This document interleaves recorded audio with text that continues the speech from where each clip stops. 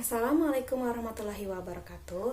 Perkenalkan, saya Anissa Fitriani dengan NIM 1905265 dari kelompok 8 akan memaparkan tentang pembelajaran konseptual. Pengertian pembelajaran konseptual atau conceptual teaching and learning adalah suatu pendekatan pembelajaran yang menekankan kepada proses keterlibatan siswa secara penuh untuk dapat menemukan materi yang dipelajari dan menghubungkannya dengan situasi kehidupan nyata sehingga mendorong siswa untuk dapat menerapkannya dalam kehidupan mereka. Menurut Sanjaya 2005. Berdasarkan pengertian pembelajaran konseptual, terdapat 5 karakteristik penting dalam menggunakan proses pembelajaran konseptual, yaitu yang pertama, dalam CTL, pembelajaran merupakan proses pengaktifan pengetahuan yang sudah ada. Yang kedua, pembelajaran konseptual adalah belajar dalam rangka memperoleh dan menambah pengetahuan baru yang diperoleh dengan cara deduktif. Yang ketiga, pemahaman pengetahuan. Artinya, pengetahuan yang diperoleh bukan untuk dihafal, tapi untuk dipahami dan diyakini. Yang keempat, mempraktekkan pengetahuan dan pengalaman. Lalu yang kelima, melakukan refleksi terhadap strategi pengembangan pengetahuan. Lalu yang selanjutnya, pembelajaran konseptual merupakan suatu inovasi belajar. Agar inovasi ini diadopsi guru di sekolah, perlu proses difusi inovasi, yakni proses pengomunikasian inovasi melalui suatu saluran tertentu dalam suatu rentang waktu dalam suatu sistem sosial sekolah. Nah, sifat pembelajaran konseptual itu sendiri sebagai suatu inovasi pembelajaran. Yang pertama, pembelajaran konseptual mendatangkan keuntungan relatif bagi guru dalam upaya meningkatkan profesionalismenya dan kepentingan siswa. Yang kedua, pembelajaran konseptual sesuai bagi guru, baik dilihat dari sisi pengetahuan dan pengalaman maupun dari sisi tata nilai serta budayanya. Yang ketiga, pembelajaran konseptual tidak terlalu kompleks bagi guru. Bila terlalu kompleks sampai sulit dipahami, maka inovasi itu akan lambat diadopsi. Yang keempat, pembelajaran konseptual dapat dicoba oleh guru. Pembelajaran konseptual harus dapat dicoba oleh guru sampai berhasil dengan baik atau memuaskan. Lalu yang kelima, hasil pembelajaran konseptual dapat diamati, dilihat oleh orang lain. Sekian yang bisa saya sampaikan. Kurang lebihnya mohon maaf. Materi selanjutnya akan dipaparkan oleh rekan saya, Rifda. Terima kasih. Perkenalkan, nama saya Rifda Salma Azhari, NIM 1903079. Saya ingin menyampaikan materi mengenai bagaimana menyebarluaskan pembelajaran kontekstual sebagai suatu inovasi.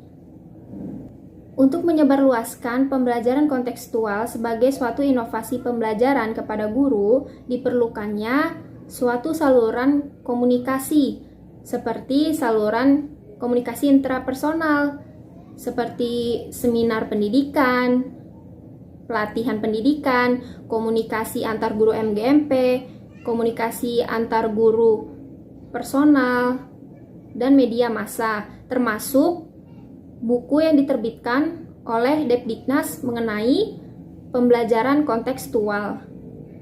Sistem sosial dalam pengadopsian pembelajaran kontekstual lebih ditekankan kepada sistem sosial di sekolah, yaitu suatu unit yang berbeda secara fungsional dan terikat kerjasama untuk memecahkan masalah peningkatan mutu pendidikan dalam rangka mencapai tujuan bersama. Anggota sistem sosial sekolah adalah kepala sekolah, guru, siswa, tata usaha, dan musyawarah guru mata pelajaran atau MGMP.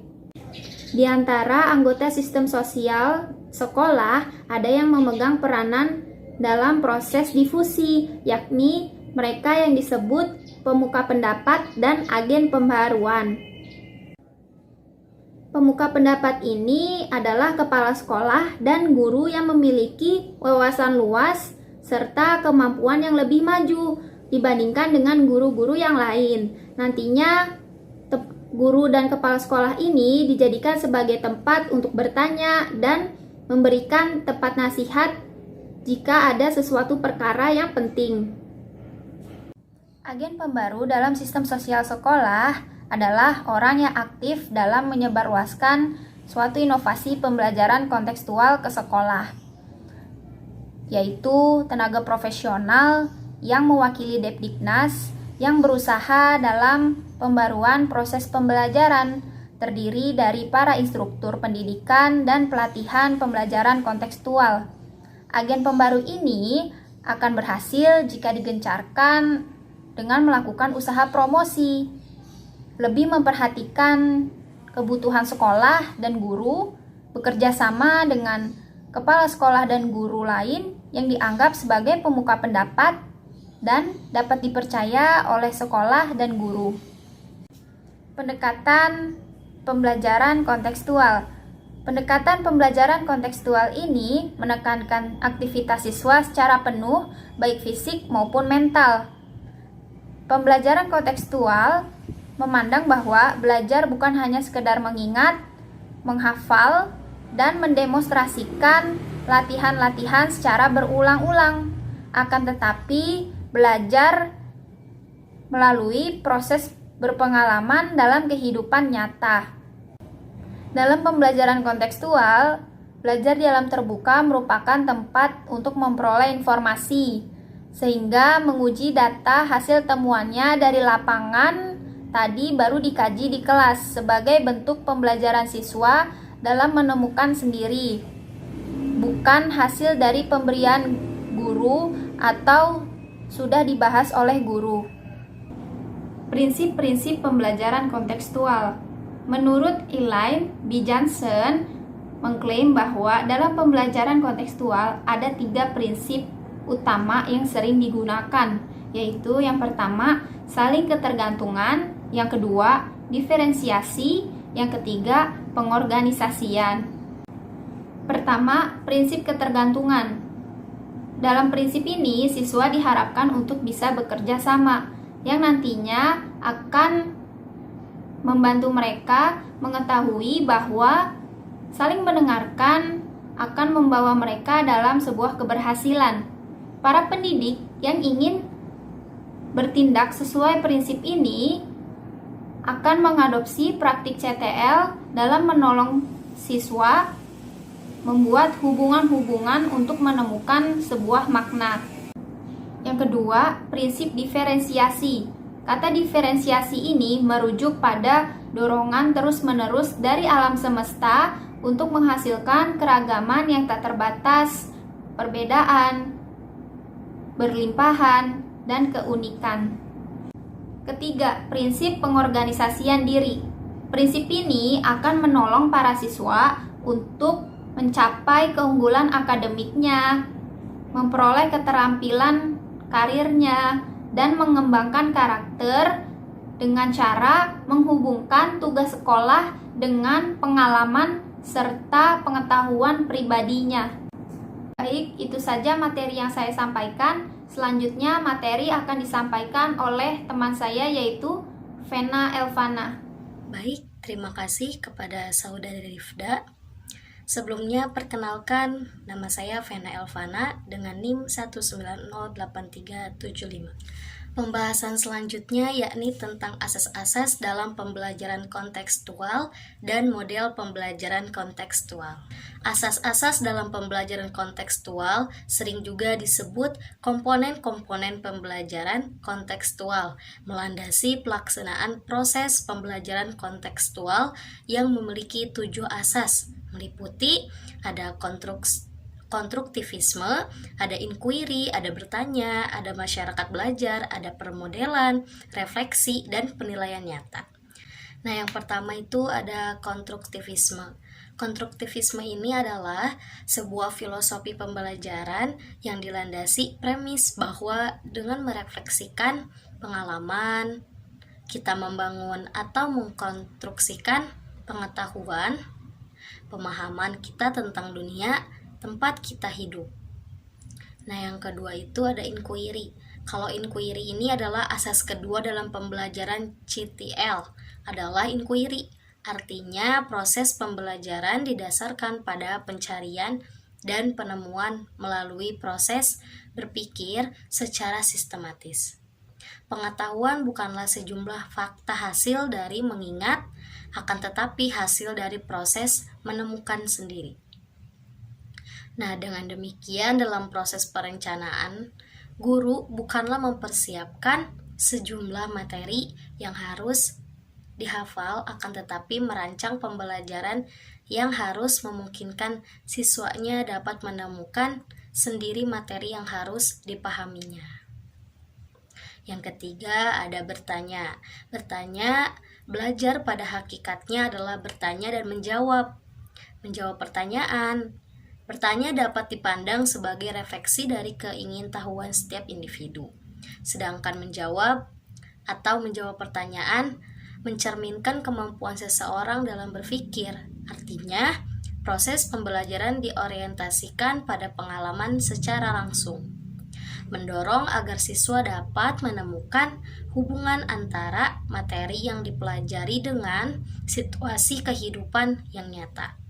Artinya, siswa dituntut untuk menangkap hubungan antara pengalaman belajar di sekolah dengan kehidupan nyata, serta mendorong siswa untuk menerapkan dalam kehidupannya. Artinya, CTL bukan hanya mengharapkan siswa dapat memahami materi yang dipelajarinya, akan tetapi bagaimana materi pelajaran itu dapat mewarnai perilaku dalam kehidupan sehari-hari, terutama dalam berinteraksi sosial masyarakat. Yang keempat ada masyarakat belajar. Nah, masyarakat belajar ini menurut Leo Semenovic, seorang psikologi Rusia, menyatakan bahwa pengetahuan dan pemahaman anak ditopang banyak oleh komunikasi dengan orang lain. Suatu permasalahan tidak mungkin dapat dipecahkan sendirian, akan tetapi membutuhkan bantuan orang lain. Kerjasama saling memberi dan menerima sangat dibutuhkan untuk memecahkan suatu persoalan atau masalah. Selanjutnya ada permodelan atau modeling. Yang dimaksud dengan asas modeling ini proses pembelajaran dengan memperagakan sesuatu sebagai contoh yang dapat ditiru oleh setiap siswa. Yang keenam ada refleksi. Refleksi itu adalah proses pengendapan pengalaman yang telah dipelajari yang dilakukan dengan cara mengurutkan kembali kejadian-kejadian atau peristiwa pembelajaran yang telah dilaluinya. Melalui proses refleksi, pengalaman belajar itu akan dimasukkan dalam struktur kognitif siswa yang pada akhirnya akan menjadi bagian dari pengetahuan yang dimilikinya. Yang terakhir ada penilaian nyata, authentic assessment. Nah, proses pembelajaran konvensional yang sering dilakukan guru pada saat ini biasanya ditekankan kepada perkembangan aspek intelektual, sehingga alat evaluasi yang digunakan terbatas pada penggunaan tes. Dengan tes, dapat diketahui seberapa jauh siswa telah menguasai materi pembelajarannya. Oke, bahasan selanjutnya yaitu tentang model pembelajaran kontekstual tahapan. Tahapan model pembelajaran kontekstual meliputi 4 tahapan, yaitu yang pertama ada invitasi, ada eksplorasi, penjelasan dan solusi, dan pengambilan tindakan. Yang pertama, tahap invitasi. Siswa didorong agar mengemukakan pengetahuan awalnya tentang konsep yang dibahas. Bila perlu, guru memancing dengan memberikan pertanyaan yang problematik tentang fenomena kehidupan sehari-hari melalui kaitan konsep-konsep yang dibahas tadi dengan pendapat yang mereka miliki. Siswa diberi kesempatan untuk mengkomunikasikan, mengikutsertakan pemahamannya tentang konsep tersebut. Yang kedua ada tahap eksplorasi. Siswa diberi kesempatan untuk menyelidiki dan menemukan konsep melalui pengumpulan, pengorganisasian, penginterpretasikan data dalam sebuah kegiatan yang telah dirancang oleh guru. Secara berkelompok, siswa melakukan kegiatan yang berdiskusi tentang masalah yang ia bahas secara keseluruhan. Nah, tahap ini akan memenuhi rasa keingintahuan siswa tentang fenomena kehidupan lingkungan sekitarnya. Yang ketiga ada tahap penjelasan dan solusi. Saat siswa memberikan penjelasan solusi yang didasarkan pada hasil observasinya, ditambah dengan penguatan guru, maka siswa dapat menyampaikan gagasan, membuat model, membuat rangkuman, dan ringkasannya sendiri. Yang keempat ada tahapan pengambilan tindakan. Siswa dapat membuat keputusan menggunakan pengetahuan dan keterampilan. Berbagai informasi dan gagasan, mengajukan pertanyaan lanjutan, mengajukan saran baik secara individu maupun kelompok yang berhubungan dengan pemecahan masalah. Baik, mungkin cukup sekian dari kelompok kami, kurang lebihnya mohon maaf. Wassalamualaikum warahmatullahi wabarakatuh.